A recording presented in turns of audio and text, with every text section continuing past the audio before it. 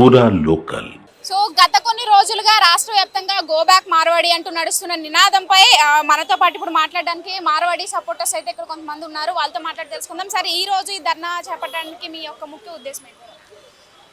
అందరికీ నమస్కారం. నా పేరు చేతన్ గాడి. హిందూ జనజాగృతి సమితి అనేటువంటి ఆర్గనైజేషన్ నుండి మేము రిప్రజెంట్ చేస్తున్నాము. గత కొన్ని రోజులుగా ఏదైతే ఒక విషపూరితమైన ప్రచారం జరుగుతూ ఉందో, మార్వాడి గో బ్యాక్ అనేటువంటి నినాదం ఏదైతే వినిపిస్తూ ఉందో, ఆమన్గల్లో బంద్కు కూడా పిలిపించినటువంటి ఒక సందర్భము, కానీ ఆ ఒక బంద్ అనేటువంటి సక్సెస్ కాలేదు. తెలంగాణ శ్యామ్ అనేటువంటి ముసుగులో వచ్చినటువంటి తమిళనాడు శ్యామ్ సన్, ఇతను ఒక క్రిస్టియన్ ముసుగులో హిందువుల మధ్య చీలికలు పెట్టడానికి తీసుకొచ్చినటువంటి నినాదం ఇది.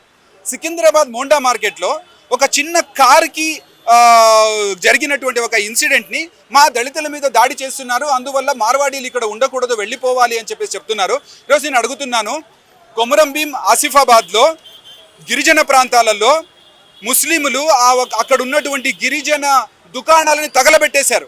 వాళ్ళ గురించి ముస్లిం గోబ్యాక్ అని మీరు చెప్తున్నారా? నాగరాజు అనేటువంటి ఒక దళిత అబ్బాయిని నరికి చంపేశారు హైదరాబాద్లో, ముస్లిం గోబ్యాక్ అని చెప్తున్నారా? ఈరోజు మగ్గం వర్క్ ఏదైతే ఉందో ఇది కంప్లీట్గా ముస్లింల చేతుల్లోకి వెళ్ళిపోయింది. తెలంగాణలో స్థానికంగా ఉన్నటువంటి ఒక వ్యాపారం అది. అలాగే మీరు మాట్లాడుతున్నారు, ఇది మతం కోసం కాదుగా, ఇది మొత్తం కూడా వ్యాపారం మీద నడుస్తున్న చర్చ. గో బ్యాక్ మార్వాడి అనేది కూడా అక్కడ వ్యాపారం మీద ఆధిపత్యం చలాయిస్తున్నారని చెప్పేసి, ఇది మతం విధంగా ఎందుకు వస్తుందంట?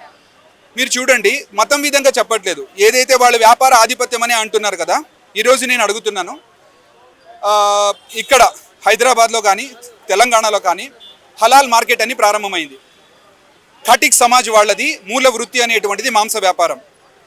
హలాల్ అంటే ఏంటి? ఒక ముస్లిం వ్యక్తి మాత్రమే దాన్ని కల్మా చదువుకుంటూ కోస్తే అది హలాల్ అవుతుంది. సో ఈరోజు కంప్లీట్ మీరు తెలంగాణలో ఎక్కడైనా చూడండి, హలాల్ అనేటువంటి మార్కెట్ వచ్చిన తర్వాత ఖటిక్ సమాజ్ నుండి ఆ ఒక మాంస వ్యాపారం అనేటువంటిది పూర్తిగా ముస్లిం సమాజం వాళ్ళకి వెళ్ళిపోయింది, ఆధిపత్యం చేసినట్టుకునేది కదా. సో ఎందుకు మా తెలంగాణ ఖటిక్ సమాజ్ వాళ్ళ ఒక వ్యాపారాన్ని మీరు దోచుకున్నారని చెప్పేసి గోబ్యాక్ ముస్లిం అని చెప్పట్లేదు కదా? ఎందుకలా? మరి ఇక్కడ మార్వాడి గోబ్యాక్ అని చెప్తున్నారు ఎందుకు? వ్యాపార ఆధిపత్యం ఏం చేస్తున్నారు అసలు? లాజికల్ పాయింట్ ఏముంది? వాళ్ళు ఏమన్నా ఇప్పుడు ఏ చిన్న జిల్లాల్లోకి వెళ్ళినా కానీ ప్రతి గ్రామాల్లో కూడా మార్వాడీల యొక్క షాప్ ఉంటుంది. ఇప్పుడు గతంలో చూసుకుంటే గోల్డ్ షాపులు మాత్రం వరకు నడిచేవి, మార్వాడీలు గోల్డ్ షాపులు మాత్రమే నడిచేవి. కానీ ఇప్పుడు ప్రతి రంగాల్లో కూడా మార్వాడీసే ఉన్నారు. ఇప్పుడు రియల్ ఎస్టేట్ లో కూడా వాళ్ళు ఎంట్రీ అయ్యారని చెప్పేసి వాళ్ళ వాదన. ఇప్పుడు వ్యాపారం అనేటువంటిది నైపుణ్యత మీద, కౌశల్యం మీద నిర్ధారమై ఉంటుంది.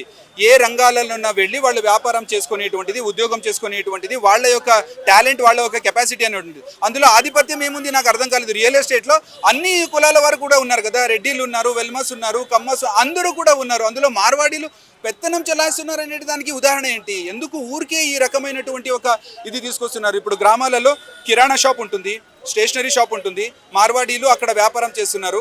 వాళ్ళు వాళ్ళ షాప్లో ఎంప్లాయీస్గా వాళ్ళ కుటుంబ సభ్యులనే ఉంచుకుంటారని చెప్తున్నారు. అది సర్వసాధారణం కదా. ఇప్పుడు నేను దుకాణం పెట్టుకుంటే అమ్మ, నాన్న, అక్క, చెల్లి వీళ్ళతోనే నేను వ్యాపారం చేస్తాను.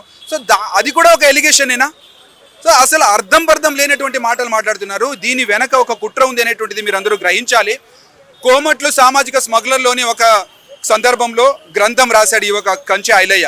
ఈరోజు జిలకర సురేష్ ఉండొచ్చు, పిడమర్తి రవి ఉండొచ్చు, తెలంగాణ శ్యామ్ అని చెప్పుకుంటే వాళ్ళు వీళ్ళందరూ కూడా కంచె ఐలయ్య బ్యాచ్ వాళ్లే. సో వాళ్ళందరూ కూడా అప్పుడు వైశ్య సమాజ్ని ఆడిపోసుకున్నారు. ఈరోజు మార్వాడి వాళ్లతో మాట్లాడుతున్నారు. ఇది కేవలము హిందువుల మధ్య ఒక ప్రాంత విభేదం తీసుకొచ్చేటువంటి ప్రయత్నం. ఆర్టికల్ 19G ప్రకారంగా ఎవరైనా ఎక్కడైనా వెళ్ళి ఉద్యోగం చేసుకోవచ్చు, వ్యాపారం చేసుకోవచ్చు.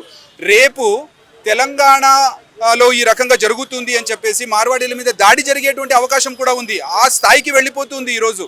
సో ప్రభుత్వం వెంటనే స్పందించాలి, దీన్ని ఆపాలి అని చెప్పేసి డిమాండ్ చేస్తున్నాం మేము. సో మొత్తానికి చూసుకున్నట్లయితే కనుక మార్వాడి గో బ్యాక్ అనే నినాదంపై నడుస్తున్న వివాదంపై మాట్లాడిన మాటల వరకు మనం వింటే కనుక ఇదంతా కూడా రాజకీయ కుట్ర, అలాగే మతపరమైన విభేదాలు అనేవి సృష్టించడానికి, హిందువుల మధ్య మతపరమైన విభేదాలు సృష్టించి మతాన్ని విడమర్చడానికి అయితే చేస్తున్న ఇదంతా ఒక పెద్ద కుట్ర నడుస్తుందని చెప్పేసి అయితే చెప్తున్న పరిస్థితి కనిపిస్తుంది. కెమెరా పర్సన్ విజయ్తో రామలక్ష్మి.